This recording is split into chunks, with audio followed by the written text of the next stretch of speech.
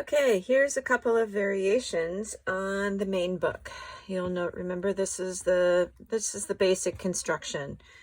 Here's a couple variations for what you can do on the cover.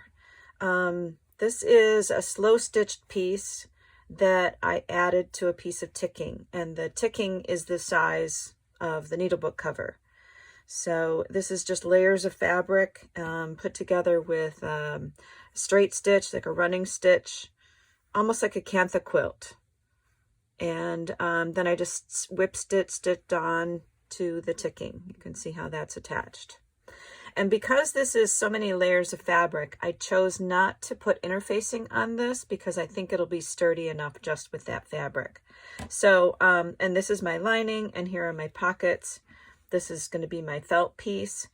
And this one's going to have a slightly different closure. I'm going to have a button attached. I think that goes this way. I'm going to have a button attached on one side so that when the book is closed, it will be like this.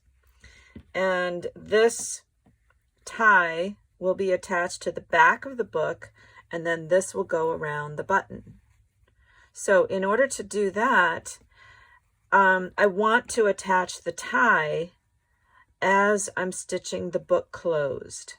So as I'm stitching that seam all the way around, I want it to catch that string. If you forget, or and you don't want to rip out stitches, it's not a problem. You can put it on the back. I would tie a knot in it though, or make it some kind of decorative that's not going to fray. Or you can fold it over and then stitch it on by hand, but it's not going to be quite as secure. So this is a preferred method. I will show you on the hand stitching only version how to attach it if you forget, or if you decide later to do the lining or the different closure.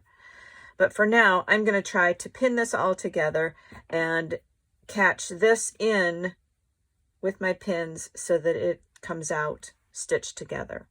So I will do that one off camera, and I will show you what that looks like. Here's another one. I wanted to show you a variation of a different idea for the cover design. This one I did put interfacing on because it's not that much heavier, but I just did a little fabric collage with some embroidery piece that I did. And this one is going to have ties on both ends so that when the book is closed, it ties just at the opening. I didn't want the ties to cover up the embroidery, and I also didn't want like a big button on here that interfered with it either. So I thought I would just tie it at the opening. So I want to catch both of these into this seam as I'm stitching. So I will pin this one, stitch it, turn it, as well as the other one with the slow stitched on the cover, and then I'll come back and show you what those look like.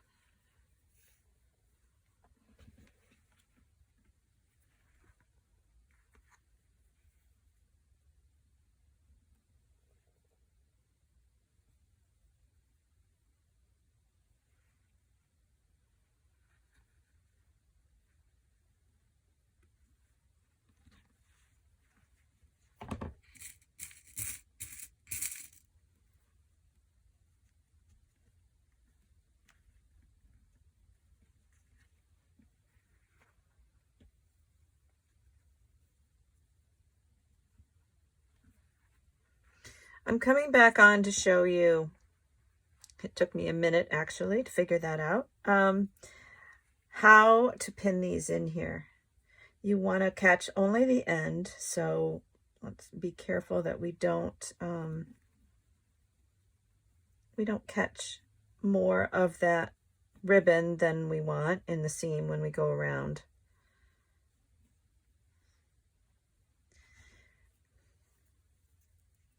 But you want to attach it this way between the pocket and the front piece.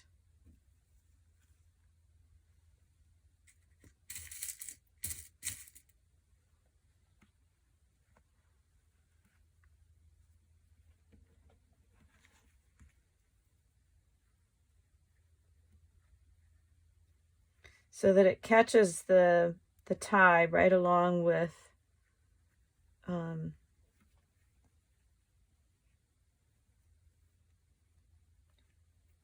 the rest of the seam. But it's a little bit tricky not to catch your not to catch the long ends as you're going around. So when you're pinning, make sure that you don't have any extra bulk in there. You know, we don't want to catch any of this. Okay. So I'll finish the rest of this.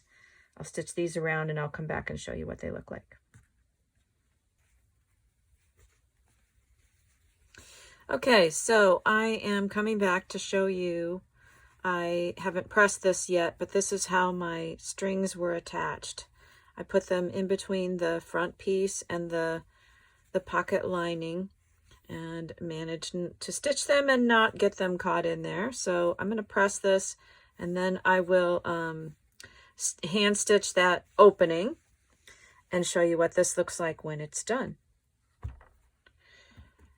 And then I will put this one together in the same way. This one only has one, and I want it to be on the back. You know, the back half. When the book is closed, I want it to come out the back so that it wraps around the button, which is going to be on my front half. So on this one, it's a little bit trickier. You need to make sure that you decide which way that's going to go before you pin it all together. So I want to make sure that mine is on this half. This is the back. So I'm going to put this here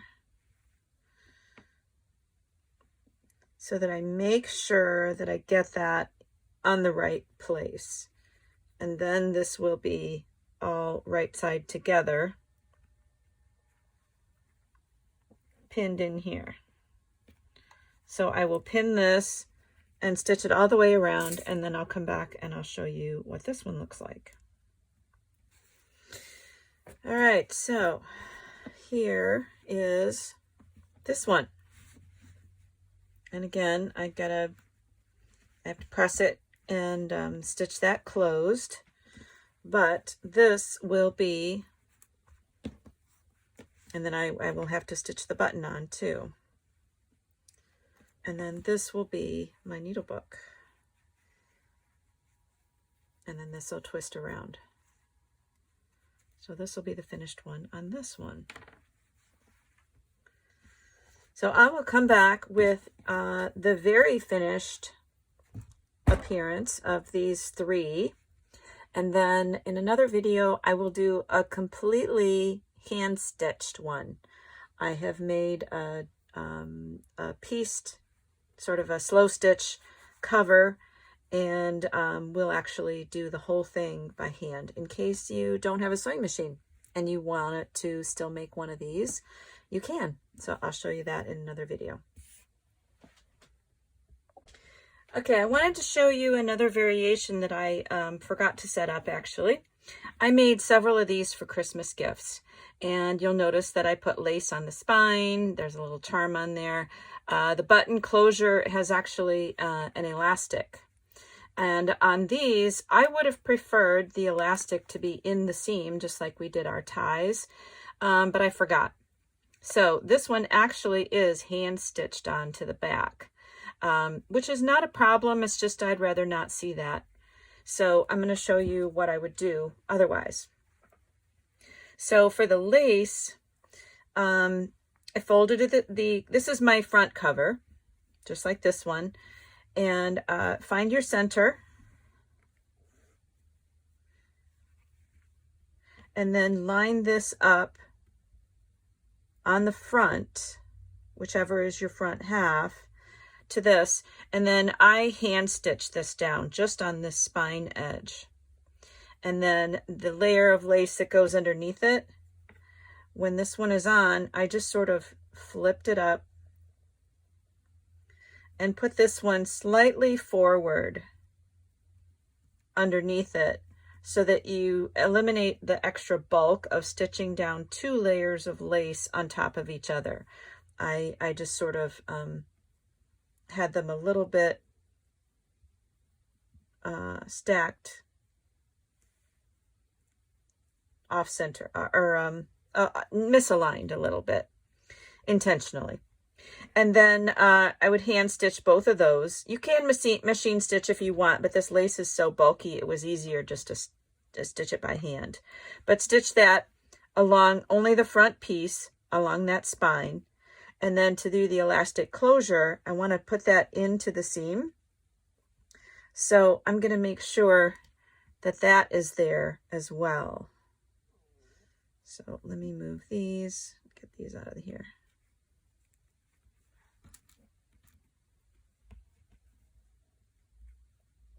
We'll pretend those are stitched down. And then this will be on the back of the book. So it comes around to the front over the button, and then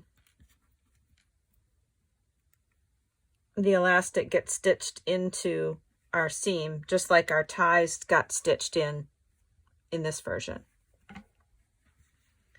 And then when you turn it, it's going to be the same as otherwise, except the lace is going to add a little bit of bulk.